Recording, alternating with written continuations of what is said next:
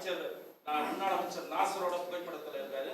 அவர் என்ன பொறுப்புல இருக்காரு திமுக போஸ்டரோட சமூக வலைதளத்தில் வந்திருக்கு. அதை நீங்க பார்க்கலையா? அவர் கைது செய்யப்பட்டவர்கள் ஒருவர் போலீசாரால் கைது செய்யப்பட்டவர். இது ஒண்ணு. இரண்டாவது, ஒரு மாதத்தில் 132 கொலைகள் நடக்கிற அளவுக்கு சட்டம் ஒழுங்கு சீரழிந்திருக்கிறது சீமான் கூறியிருக்கிறார். இப்போ நான் இங்கே கேட்கறதுக்கு முன்னாடி நான் தான் சொன்னேன், இனி வரும் காலங்களில் எப்படிப்பட்ட சம்பவங்கள் நடக்காமல் புதிய பெருநகர காவல்துறை ஆணையாளர் பார்த்து கொள்ள வேண்டும், நடவடிக்கை எடுக்க வேண்டும், நடப்பதற்கு முன்பாக நடவடிக்கை எடுக்க வேண்டும்லாம் இப்போ முன்னாடி தான் சொல்கிறேன். நீங்கள் இதை எப்படி பார்க்குறீங்கன்னா தவறு நடக்குன்னு தானே சொல்கிறோம், நடக்கக்கூடாதுன்னு சொல்கிறேன். இனிமேல் பாதுகாப்பு நேற்றுக்கு நாங்கள் விசாரித்ததில் திமுக பொறுப்பில் இல்லை, ஒரு மேனாள் அமைச்சர் கூட புகைப்படம் எடுத்திருக்கார். ஆனால் அந்த கட்சியில் வந்து குற்றப்பத்திரிகை தாக்கல் செஞ்ச பிறகு அவருக்கு பொறுப்பு கொடுக்கல. அது அவருடைய உரிமை, அவர் கேட்குறாங்க, நம்ம என்ன சொல்ல முடியும்? அவருடைய கட்சி நடத்துகிறார், ஒரு தேசிய தலைவர். ஒவ்வொருத்தருக்கும் ஒரு பார்வை. என்னை பொறுத்தவரை தமிழ்நாட்டு காவல்துறை ஸ்காட்லாந்து காவல்துறைக்கு நிகரான காவல்துறைன்னு எல்லோரும் பேசியிருக்கோம், பேசாதவங்க யாருமே கிடையாது. தமிழ்நாட்டை யாரும் விட்டு கொடுக்க முடியாது, தமிழ்நாட்டு காவல்துறை விட்டு கொடுக்க முடியாது. அந்த அடிப்படையில் நம்பிக்கை இருக்குது.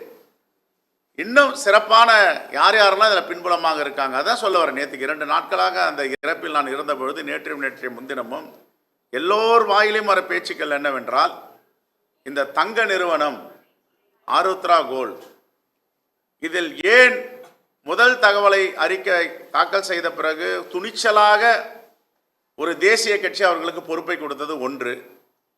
இரண்டாவது, அவர்களை அழைத்து கொண்டு போய் ஒன்றிய அமைச்சர்களை சந்திக்க வைத்தது, பிரதமருடைய கூட்டத்தில் கலந்து கொள்ள வைத்தது. இதையெல்லாம் எதை காட்டுகிறது? அப்பொழுது ஒரு சாதாரணமாக ஒரு தேசிய கட்சியின் மாநில தலைவரை வெட்டி கொலை செய்வதற்கு துணிச்சல் இருக்குமா என்ற ஐயத்தையும் அவர்கள் எழுப்பினார்கள். அந்த அடிப்படையில் தான் காவல்துறை கிட்ட நாங்கள் கேட்பது, ஒரே கோணத்தில் விசாரிக்காமல் பல கோணத்தில் விசாரியுங்கள். 2 நாட்களாக என்ன பேசிக்கொண்டு இருக்கிறார்களோ அந்த தங்க நிறுவனம் அவர்களிடையும் விசாரிங்கள் என்று தான் நாங்கள் சொல்லுகிறோம்.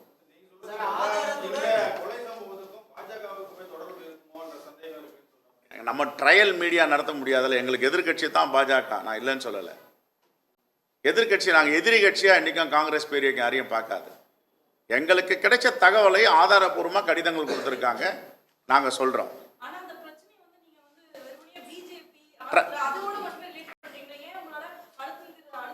எல்லாத்தையும் சொல்றோமா, பல கோணங்களில் என்றோம், பல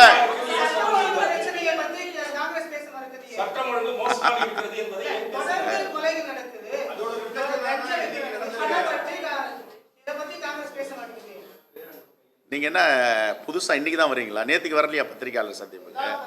முந்தாவது நாள் வந்தீங்களா? என்ன சொன்னேன் நான்? சொல்லுங்க, என்ன சொன்னேன்னு சொல்லுங்க சார். என்ன எப்படி சார் அழுத்தம்? சவுண்டா பேசணுமா? சில பேர்லாம் பேசுவாங்க பாருங்க, பத்திரிகையாளராக மிரட்டிங்கன்னு, அப்படி பேசணுமா?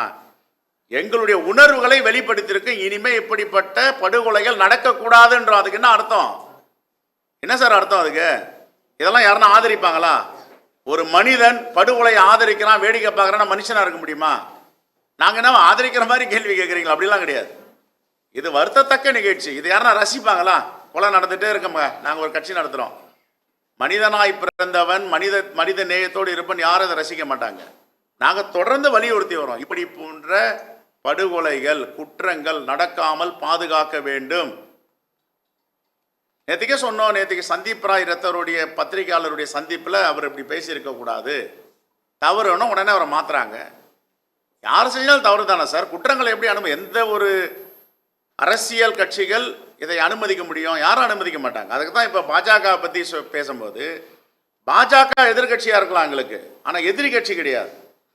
சில விஷயங்கள்லாம் நாங்கள் உடன்படவே மாட்டோம் அவங்க கூட சித்தாந்தத்தை அடிப்படையில். ஆனால் ட்ரையல் மீடியா நம்ம நடத்த முடியாது. புலன் விசாரணை காவல்துறை தான் நடத்தணும். எல்லா கோணங்களிலையும் விசாரிக்க சொல்கிறோம் நாங்கள். அதில் முக்கியமான கோணம் இந்த டாபிக் 2 நாளாக ஓடிட்டு இருக்கு, இந்த ஆருத்ரா தங்க நகை குரூப். அது என்னென்னா ஒரு ஏறக்குறைய 1 வருஷமாக அந்த டாபிக் போயிட்டு இருக்கு. இதை ஒட்டி ஒரு படுகொலை நடந்திருக்குன்றாங்க. இதெல்லாம் விசாரிங்கன்னு சொல்கிறோம்.